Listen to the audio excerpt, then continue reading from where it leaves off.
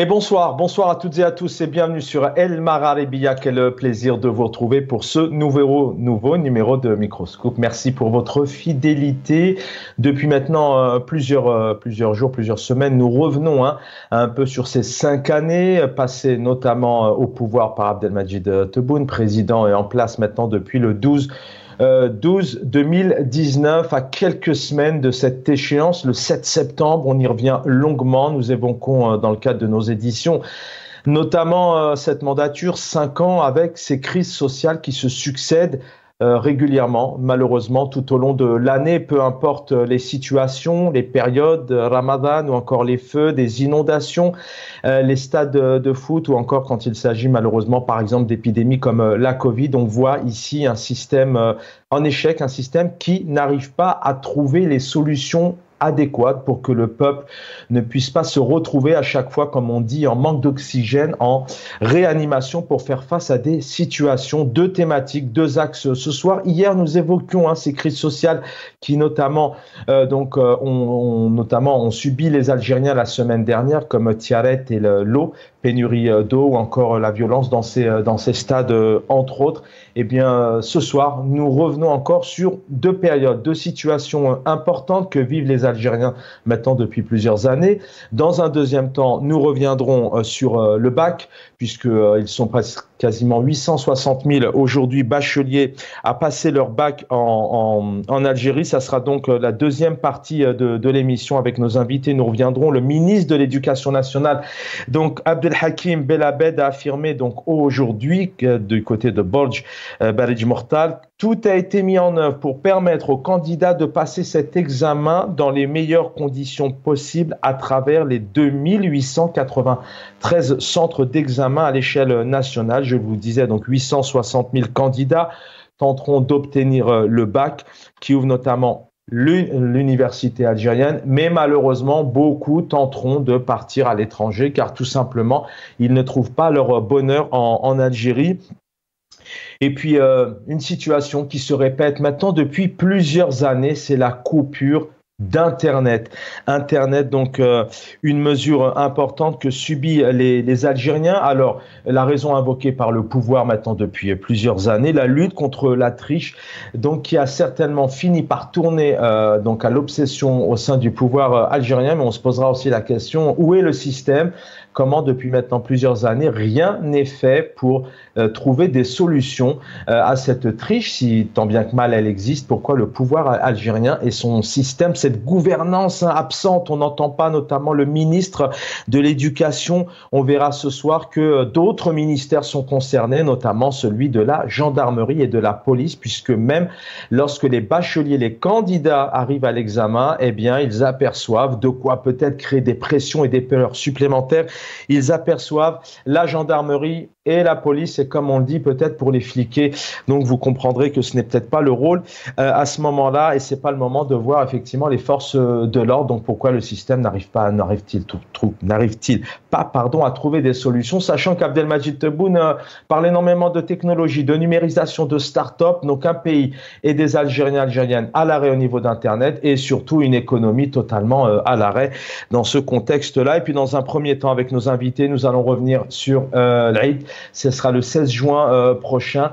Pénurie aussi de moutons. En tout cas, pas pénurie, mais des tarifs inaccessibles. Aujourd'hui, pour un mouton moyen, c'est pas loin de 90, 100 000 dinars pour certains. Le pouvoir algérien donc a sélectionné notamment en un lieu unique, Bertouta, avec une proposition de moutons à 40, 50 000, 60 000 dinars. Mais vous allez voir malheureusement que ces images, elles font mal au cœur. Apparemment, 2 blessés, 2 morts, énormément de monde, des Algériens et des Algériennes entassés qui vivent un stress, une angoisse, un comportement de voracité, même pour ce jour saint, ce jour donc béni de l'Aïd el-Kbir. Eh bien, les Algériens, malheureusement, encore une fois, vont vivre cette situation très, très difficile, alors que c'est une période de partage, de bonheur, d'apaisement, de sérénité. Un peuple, encore une fois, méprisé, livré à lui-même. Où est la gouvernance? Pourquoi il n'y a pas de solution, notamment, puisque à chaque fois, à chaque période, les Algériens donc, sont confrontés à ces difficultés, le reflet d'une telle crise sociale tout au long de des années, c'est certainement le reflet d'un manque de politique intérieure, un manque de système éducatif, de système économique pour donc permettre aux Algériens de vivre librement et surtout dignement. Pour en parler, le plaisir de l'accueillir avec nous, Brahim Younsi, merci d'être présent, analyste politique, cadre du MDA 82-88. Bonsoir à vos téléspectateurs, bonsoir à vous, Chaban. Merci de m'inviter, mais je sais que le docteur Chaban est avec vous, je le salue. Merci infiniment, cher Brahim Younsi. Effectivement, il est avec nous, le docteur Mohamed Lamine Chiban. Bienvenue, docteur. Plaisir de vous recevoir. Tout le plaisir est pour moi et je suis très heureux de retrouver le respectable Brahim Younsi. Et donc, je salue toutes celles et tous ceux qui aspirent à un état de droit, à la justice, à la liberté, à la démocratie, à l'honneur et enfin à la dignité. Merci encore une fois. Merci infiniment, et Brahim Younsi qui me disait tout à l'heure dans l'après-midi qu'il était aussi ravi d'être à vos côtés à tous les niveaux pour la qualité notamment des interventions et puis aussi par fraternité. Il viendra nous rejoindre vers 19h30, heure d'Algérie, 20h30 en France. Tarek Braïk qui est surveillant sur les bacs. La deuxième partie de l'émission sera consacrée notamment à cette grande journée de bac. Mais vous l'avez compris, l'axe principal, c'est aussi cette gouvernance où nous allons essayer de prendre un peu de hauteur pour voir qui gouverne, qui dirige les Algériens, les Algériennes pour qu'ils ne se retrouvent pas dans cette situation. On va commencer avec vous, docteur Mohamed Lamine Chiban. Voilà, le 16 juin prochain arrive l'Aïd, l'Kbir, Inch'Allah, et encore une fois, il y a une situation particulière en Algérie pour pouvoir donc s'acquitter, acheter notamment ce mouton. On va voir quelques images, notamment dans quelques instants de Bertouta. Malheureusement, l'ambiance est au stress, à l'angoisse, encore une fois. Oui, c'est Chaben, vous m'entendez? Très très bien. Très bien, très bien. Ben, tout à fait, c'est vraiment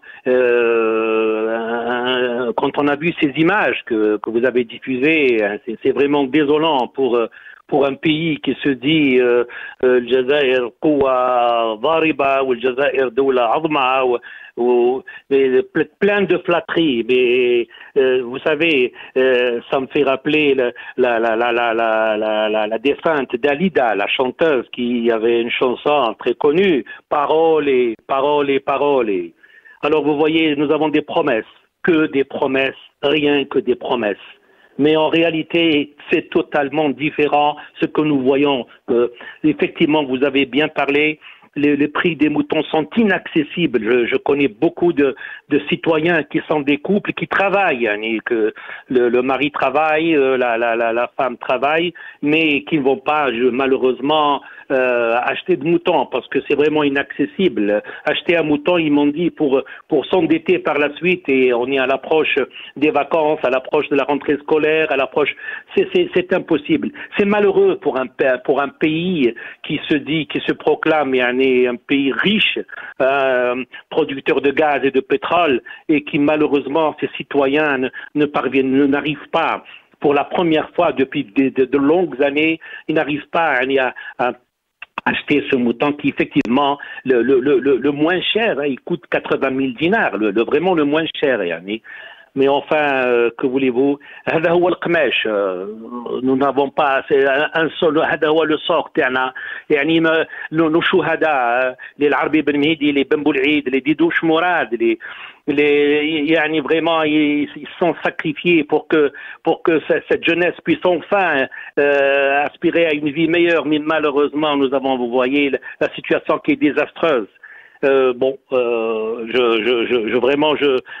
suis vraiment désolé et de voir cette situation, et permettez-moi de m'incliner encore une fois devant les odieux crimes des néo-nazis de Tel Aviv.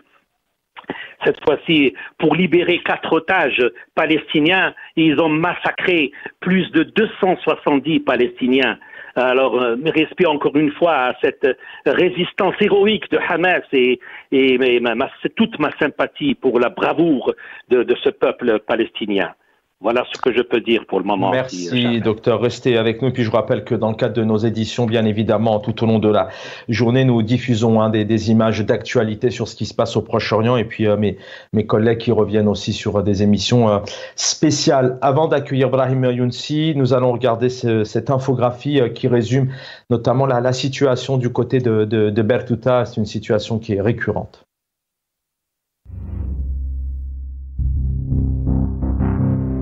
Ils sont venus de partout pour échapper à la flambée des prix et à la spéculation des commerçants.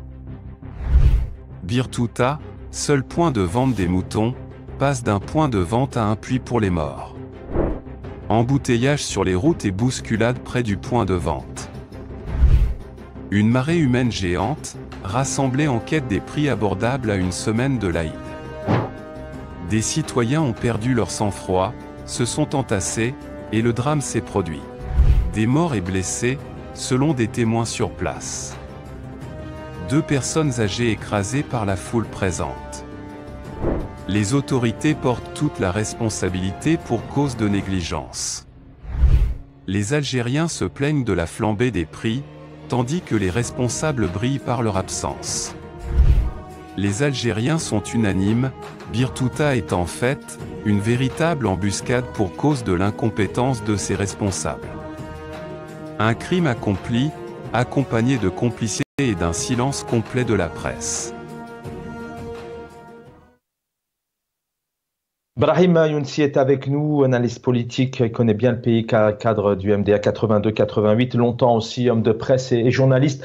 Brahim Younsi, le pouvoir algérien qui ne parle aujourd'hui que des élections, encore une fois. La situation est compliquée. Là, l'Aïd arrive le 16 juin.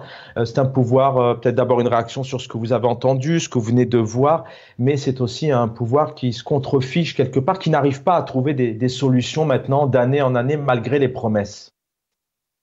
Malheureusement, ces images, nous les avons vues les années précédentes. Aujourd'hui, malheureusement, on nous annonce des morts. Bon, cela n'est pas encore confirmé. Le problème est que c'est récurrent. Le pouvoir en place n'anticipe pas. Il n'a jamais anticipé sur ce type d'événement. Alors que l'on savait, certains prévisionnistes, en tout cas, auraient alerté ou ont alerté. J'ai vu certaines prévisions de spécialistes qui avaient annoncé quasiment cette situation. Et ont annoncé le chaos qui est arrivé d'ailleurs. Hein. C'est un véritable chaos, c'est chaotique ce que nous avons vu depuis quelques jours. Le pouvoir en place d'ailleurs dans tous les domaines, notamment dans le domaine de la distribution. Il ne fait aucune prévision, notamment en ce qui concerne les prévisions d'importation de produits qui sont en souffrance, même si nous les produisons. Or, la production ovine de l'Algérie est extrêmement faible par rapport à la demande.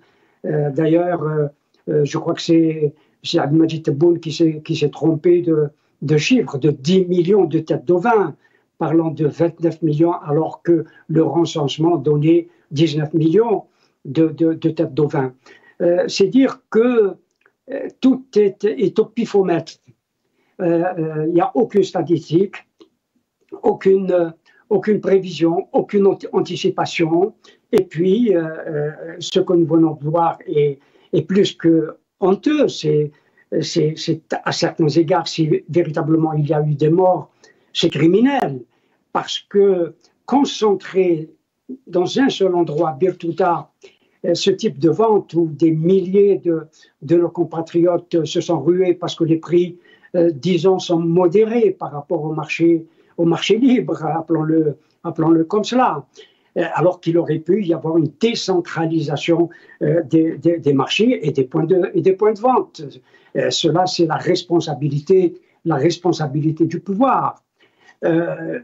malheureusement, chaque année, nous voyons ce type d'image. Et puis, il faut dire que, je l'ai dit, j'ai fait allusion à la production ovine, et une production ovine qui a légèrement augmenté, mais elle n'a jamais cessé de diminuer, de chuter, sauf cette année où elle commence, ou l'année dernière, elle a commencé, j'ai vérifié les chiffres, a commencé à grimper ou à regrimper un petit peu. C'est dire qu'il y a un effort à faire, d'autant que les Algériens aujourd'hui veulent sacrifier de plus en plus, alors que le sacrifice de l'Aïd al-Adha est facultatif, il faut le dire, il n'est pas obligatoire. Mais néanmoins, les Algériens, comme d'autres peuples musulmans, veulent absolument sacrifier le jour de l'Aïd, alors qu'il faut leur donner les moyens de le faire, et de le faire dans la tranquillité, dans l'aisance, dans le calme, et avoir les moyens pour ne pas s'endetter pour acheter des moutons à 10 dinars, 150 000 dinars et davantage encore, et même à 50 000, 70 000 dinars, c'est inaccessible pour une certaine catégorie sociale de la population. Raïm, merci, restez avec nous. Docteur Mohamed Lamine Chibane, c'est vrai qu'en soi, ce n'est pas une obligation, mais ce qui est important, s'il y a une demande, s'il y a un souhait d'épanouissement de la population algérienne, de pouvoir donc honorer, célébrer cette journée de tout temps, une grande journée qui est importante pour les Algériens et les Algériennes, les musulmans du monde entier. Peu importe les périodes, il y a ces crises qui se succèdent, même sur des pansements d'urgence. D'ailleurs, vous êtes médecin, même sur des solutions d'urgence.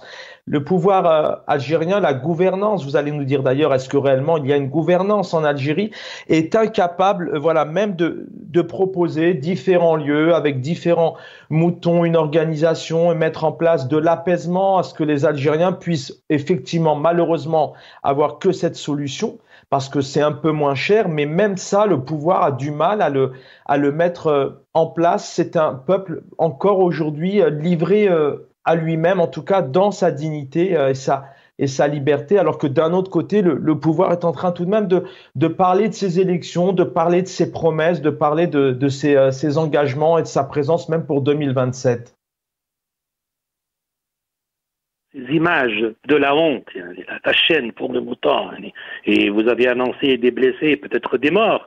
Malheureusement, c'est notre presse, entre guillemets, elle n'en parle pas du tout. Bien sûr, c'est une presse qui est soumise, une presse larbine. On appelle ça, comme le disait Étienne de la Boétie, la servitude volontaire. Ils sont là pour acclamer, pour applaudir. Ils transmettent le discours officiel du pouvoir, mais c'est tout. Alors que le peuple, ça suffit, basta. Le peuple ne mérite pas d'être enfermé. Le peuple, cette jeunesse assoiffée de changement, elle est en face d'un système qui est hermétique. Il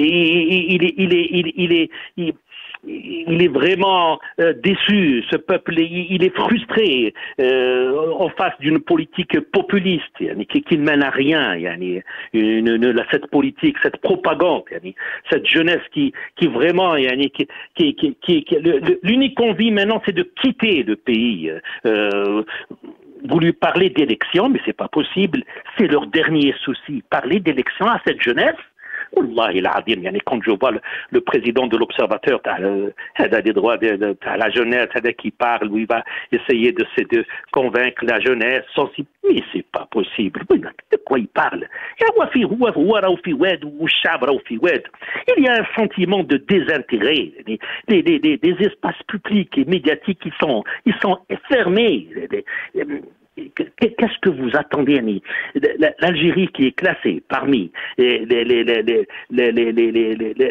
nationalités ayant le premier, alors j'ai le chiffre ici, c'est le site Visa Schengen Info, entre 2017 et 2022, plus de 2 millions d'Algériens veulent quitter l'Algérie pour la France.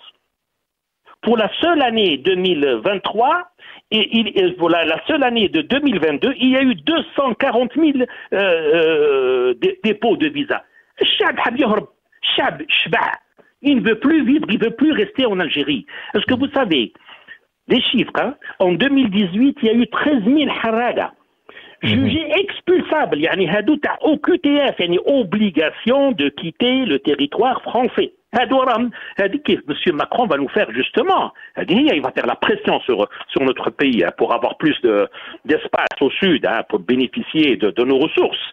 Et en contrepartie, ils nous tiennent par le nez. Hein. Et est-ce que vous savez qu'en 2021, ils sont à 14 000 au QTF, yani.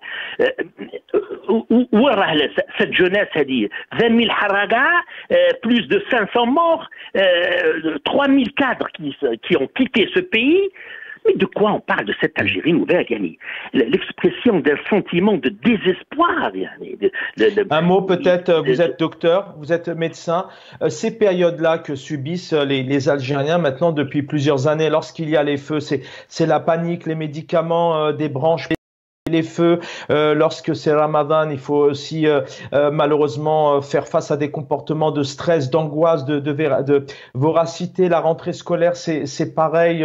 Les inondations, les Algériens, la jeunesse algérienne, mais la famille en général, depuis maintenant des décennies, vit ces périodes-là. Est-ce que cela n'engendre pas aussi des conséquences psychologiques, psychiatriques sur du long terme, aussi des conséquences de santé, parfois même de déchéance? Vous qui êtes médecin, docteur, peut-être un mot dans ce sens-là. Ça doit être traumatisant régulièrement de vivre de tels moments, parfois peut-être pour aller récupérer une pochette de lait, d'être dans le stress quelque part, vraiment d'être en panique totale. Vous avez vu la réaction de cette jeunesse au stade Hamlaoui de Constantine, entre les deux équipes, USMA et le CSC. Il faudrait étudier cette réaction. Ils ont tout détruit, allège, parce qu'ils ont en face, ils voient qu'il y a réellement une rupture. Cette rupture, elle est entre les dirigeants et le peuple. Le peuple ne fait plus confiance à des hommes qu'il n'a jamais élus. Et ce pouvoir n'est pas à l'aise, il est complexé. Il n'est pas à l'aise face à un peuple auquel il se sent étranger. Cette réaction va devenir violente. Les sociétés seront apaisées lorsqu'on autorise justement des manifestations. À Melbourne, en Australie, les gens sortent, ils manifestent pour la Palestine. À Los Angeles, aux USA, pour manifester notre soutien à ce peuple héroïque de Palestine. Et puis quand cette jeunesse voit le train de vie, les privilèges réservés aux ambassades, aux consulats, aux représentations étrangères à l'étranger, Air Algérie, Sonatrach, et la résidence au Club des Pins, cette jeunesse, c'est 17, 18 et 19 ans, comment ils réagissent, Yani?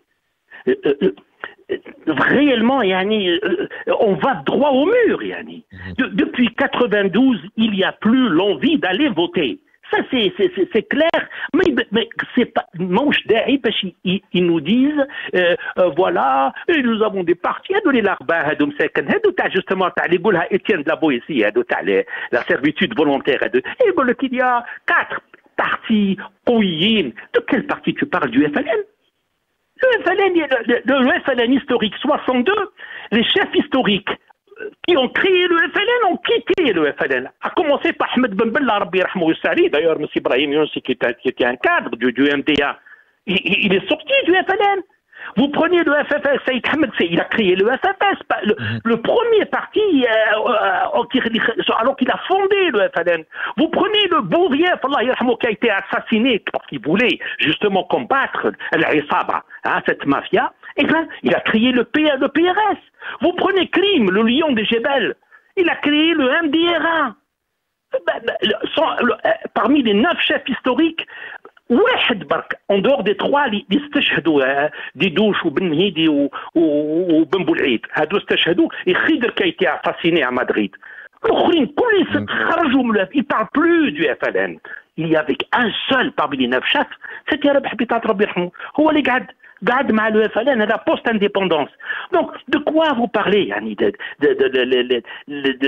cette situation où ils disent les grands partis, FLN et RND qui ont été vomis par le peuple au Irak. Merci. Ils vont renouveler la classe politique, ils vont renouveler. Tu me parles des partis microscopiques, 10 partis ou 12 partis, mais qu'on connaît la congélation. Merci, la docteur. démocratie, c'est pas le nombre de partis, hein, qui sont inconnus par le public, ni par le nombre de journaux et de médias. Qui ne représente qu'eux-mêmes. Au contraire, c'est le trésor public. الدولة اللي تصرف عليهم ولا قاعدة باطل تعاود تجد لهم دير لهم تسلكلهم au niveau de la pression تاع الآخر. Donc la démocratie réellement ne se mesure pas du tout avec ces journaux et malheureusement nous sommes dans une situation qui est vraiment alarmante. Voilà ce que Merci, je peux dire. docteur. Restez avec nous avant de passer à la deuxième partie. On va d'abord regarder ces quelques images sur Beltouta.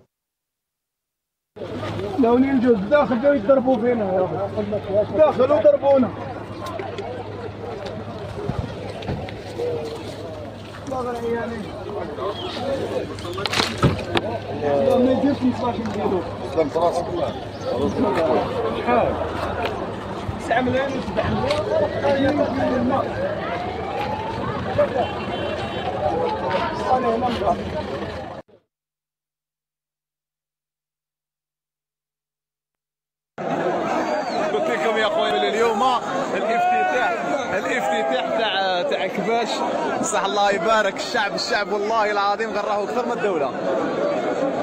الشعب راهو اكثر من كباش ان شاء الله ربي يجعل الخير وان شاء الله. Voilà, c'est quelques images. Brahim Younsi, je profite aussi de votre présence, peut-être pour nous apporter quelques éléments aussi sur ce système. Alors vous me direz, il faudrait peut-être plusieurs conférences, mais 62-2024, on a l'impression que c'est toujours le même régime, le même système. Cette nouvelle Algérie est inexistante.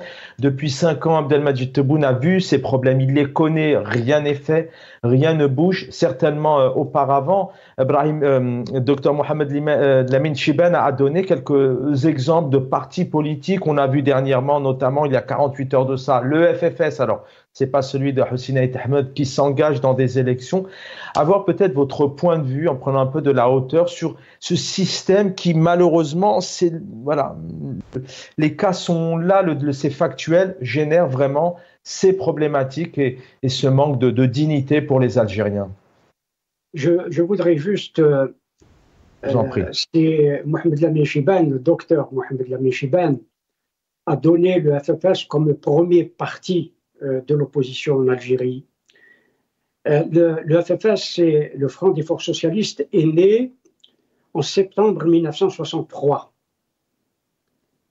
Il ne faut pas oublier que Hussein Ait Ahmed a siégé à l'Assemblée nationale constituante.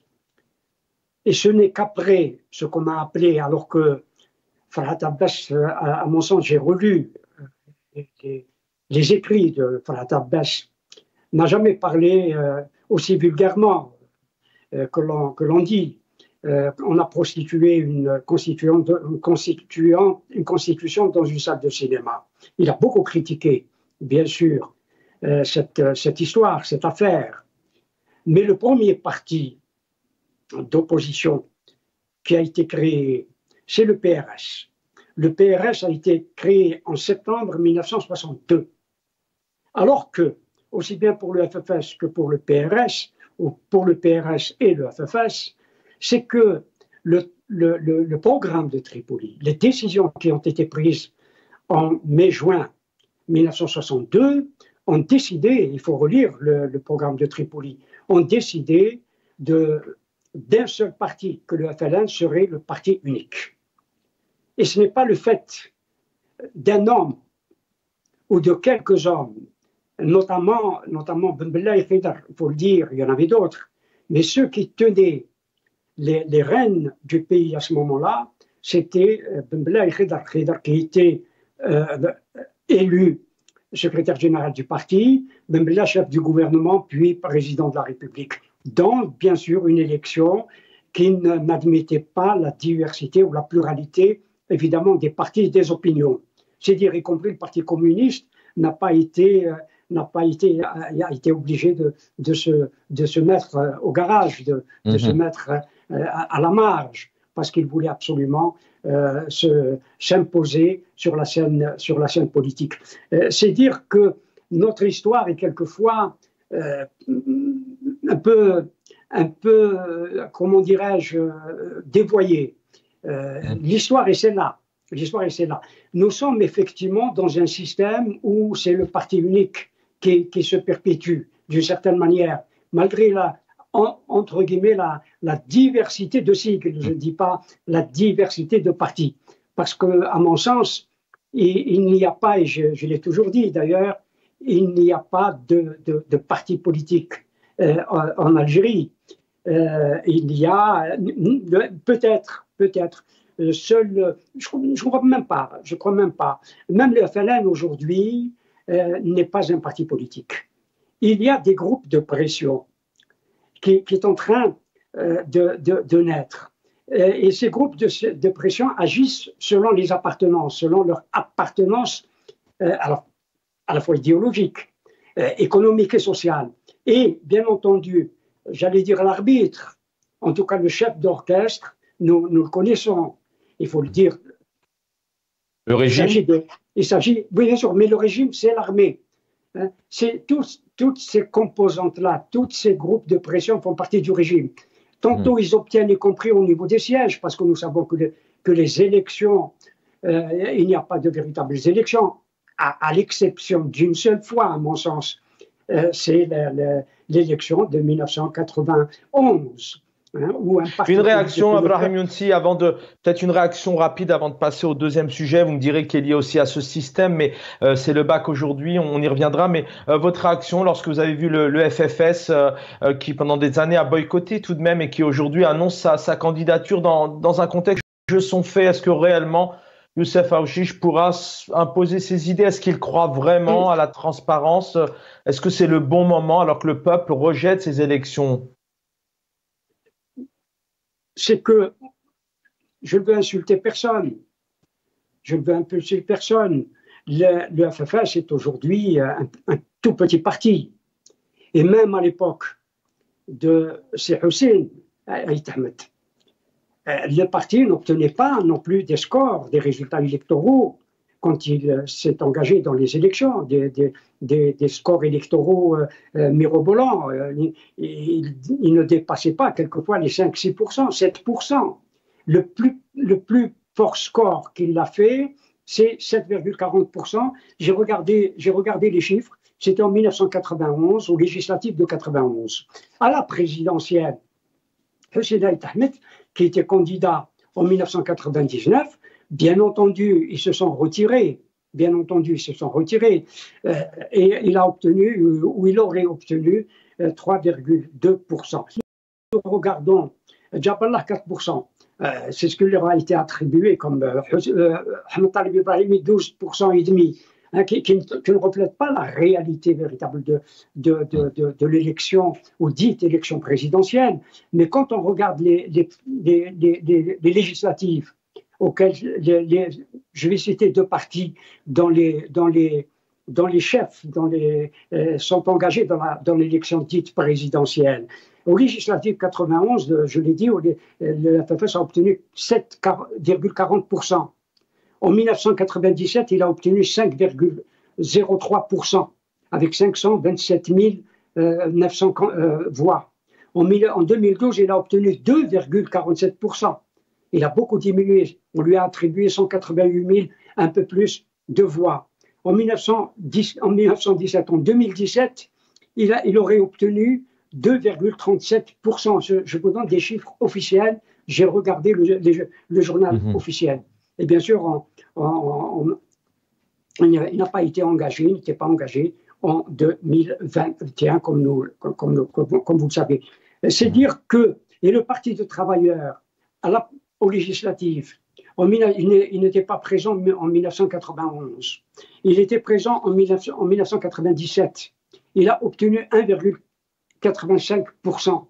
194 000 voix, un peu plus. En 2002, 3,30%.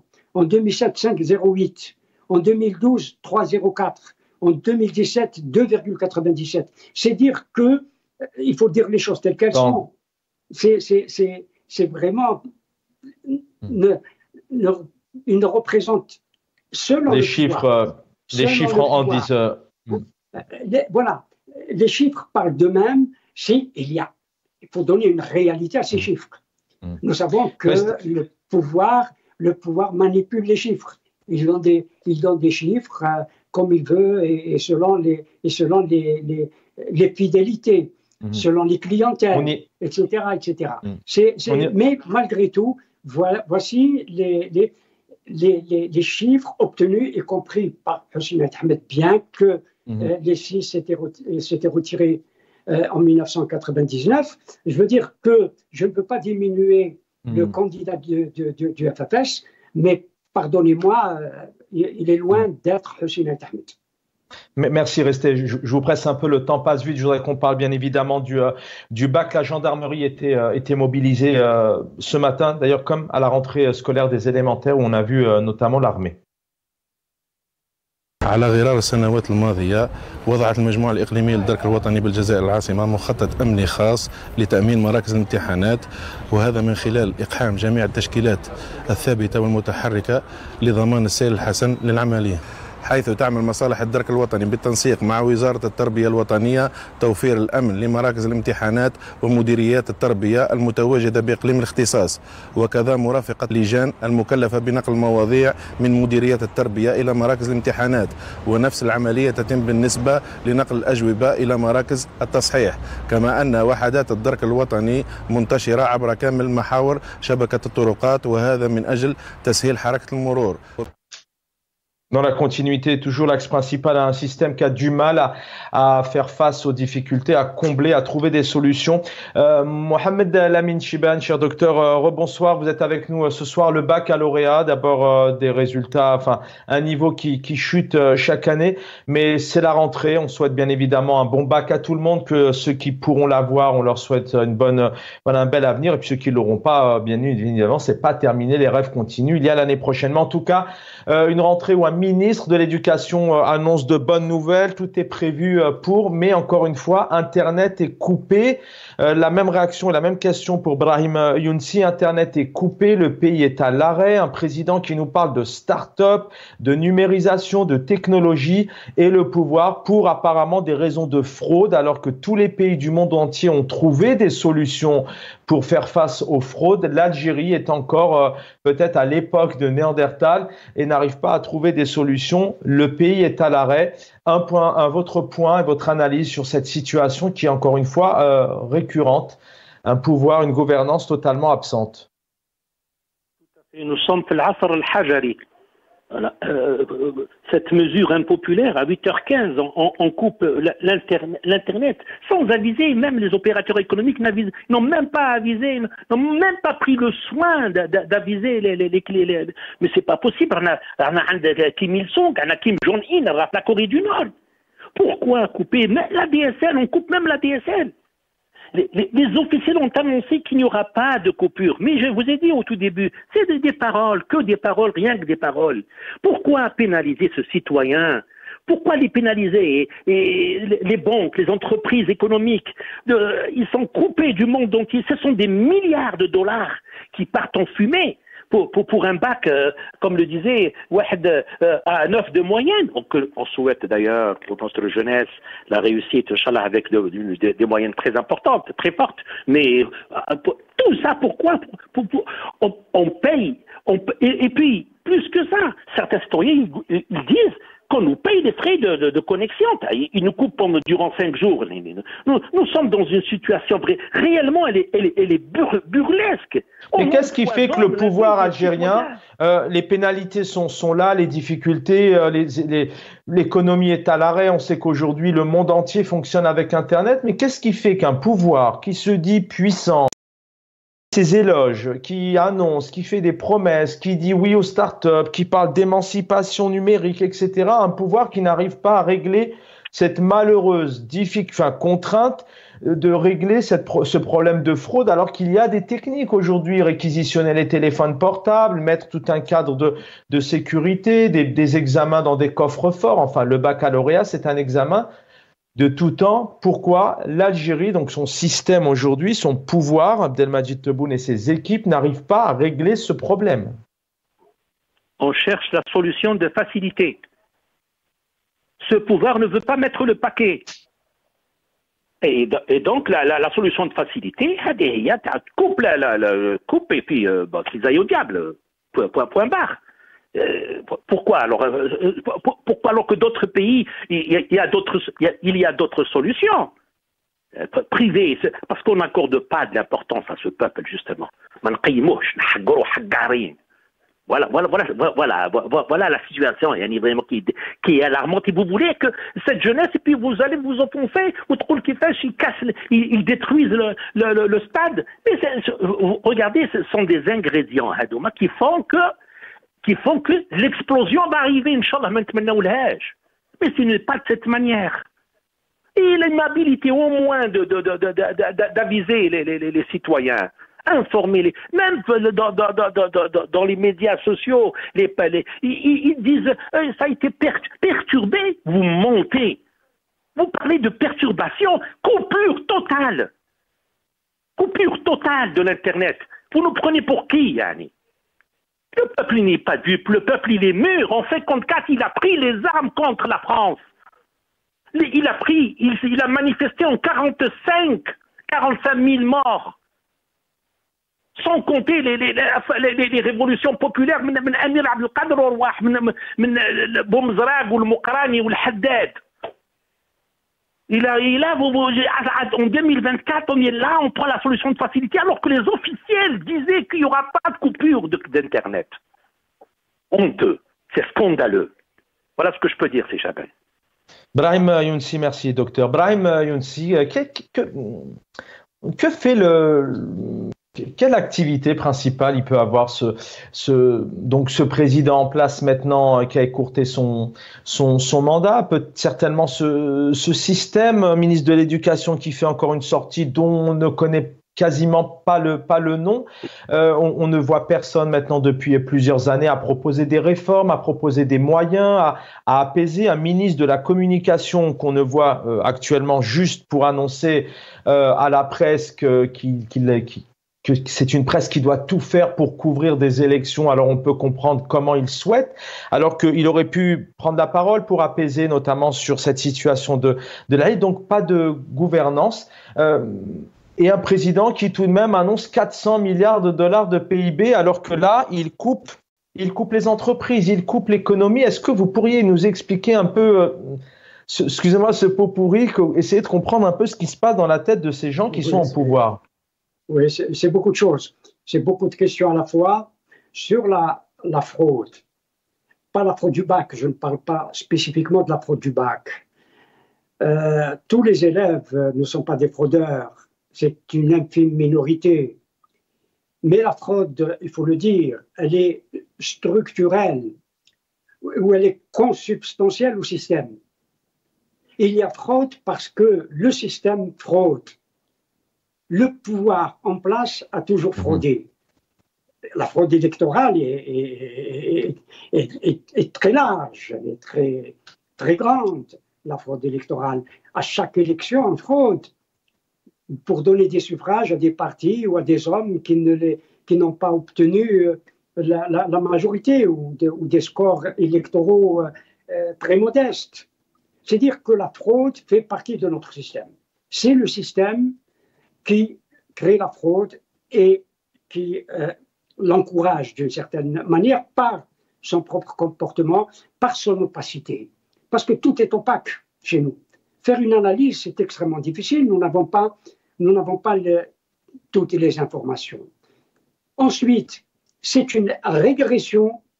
L'Algérie régresse dans tous les domaines, hélas, même si on annonce des PIB à 200 milliards et puis à 400 milliards de dollars, mais malheureusement l'Algérie régresse. Régresse socialement, régresse économiquement. Parce que l'Algérie, il faut le dire, n'est pas un pays producteur de biens transformés, n'est pas producteur de biens de consommation, n'est pas producteur de services. C'est un pays qui a régressé par rapport à une certaine époque où l'Algérie pouvait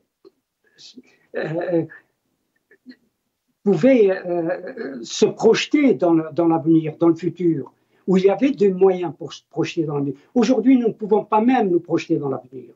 C'est parler de pays émergents ou de pays forts pour ce qui est de l'Algérie. C'est vrai d'un côté, quand l'on voit effectivement la puissance de l'Algérie, la puissance pétrolière, gazière de l'Algérie et d'autres minerais. Mais quand nous voyons la population algérienne, il faut la vie quotidienne de la population algérienne, nous ne sommes pas un pays qui donne l'impression d'être émergent quand nous voyons nos infrastructures. Mais même s'il y a, il faut le dire, depuis Abdelaziz Bouteflika, une amélioration infrastructurelle, mais les structures fondamentales du pays restent les mêmes. C'est dire que toutes les décisions, quasiment toutes les décisions, comme celle dont nous avons parlé tout à l'heure à propos de l'Aïd, s'apparente à de la répression. On réprime les gens. La répression est à toutes les sauces. Pour acheter un mouton, pour acheter tel ou tel produit, les pénuries que nous avons connues, les inondations, bien entendu que ce type de phénomène existe dans tous les pays du monde. Tous les pays du monde ont connu des inondations, ont connu beaucoup d'accidents naturels de ce type. Mais le problème, c'est qu'ils y font face. Or, nous n'arrivons pas toujours à y faire face.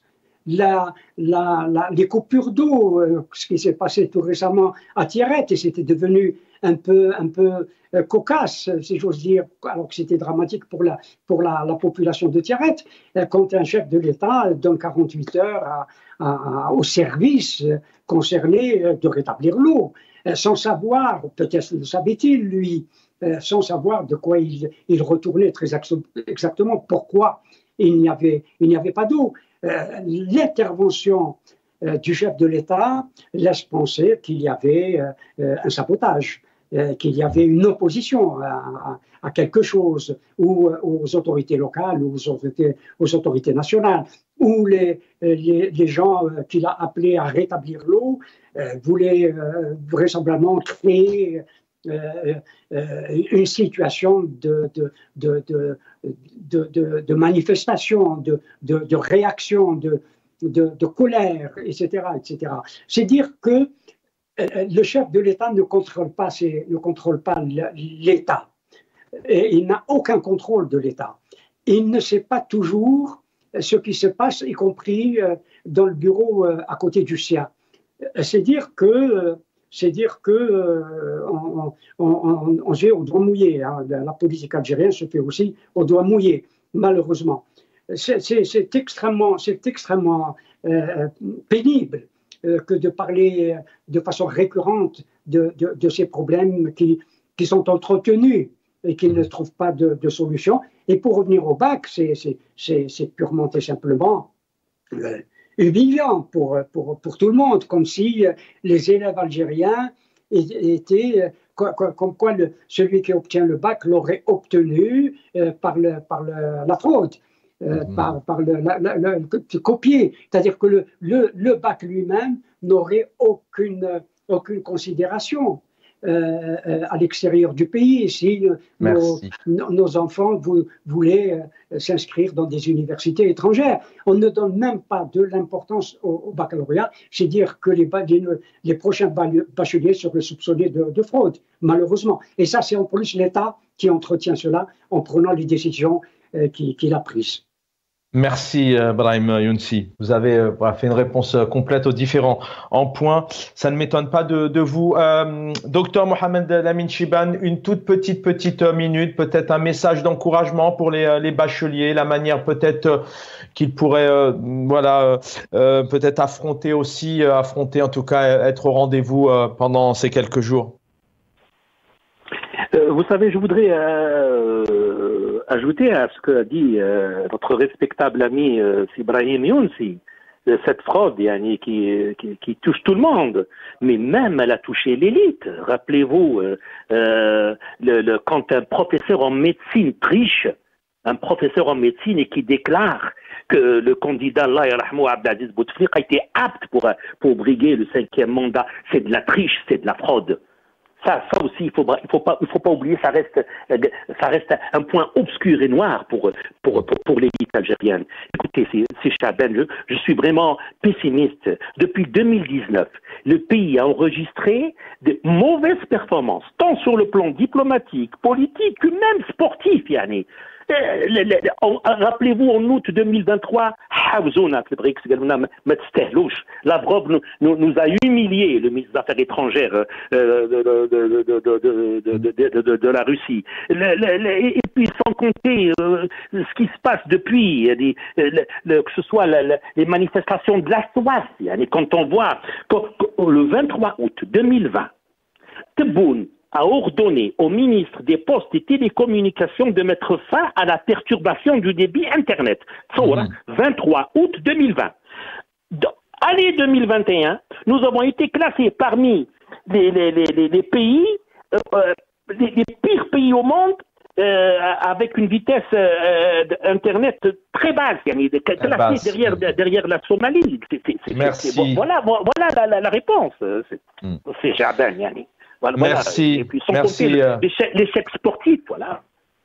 Merci, docteur Mohamed Lamine Chibane. Et si je ne me trompe pas, c'est le ministre de la communication qui réunit l'élite sportive pour un message autour des élections présidentielles. Et puis, Brahim Younsi était avec nous. Merci infiniment. Dans quelques instants, mon ami et confrère Jamal Taleb pour El Umq. Et puis, sur les européennes actuellement, donc c'est Jordan Bardella pour le RN qui arrive en première tête avec 32%. Juste derrière Macron avec 15,4%. Et puis, le Parti socialiste avec Raphaël Glucksmann qui, lui, est à 14%. Et puis, Jean-Luc Mélenchon à Manon Aubry à 9,3%. Merci l'équipe en régie. Je vous souhaite une belle soirée sur El Mararibia. Très vite.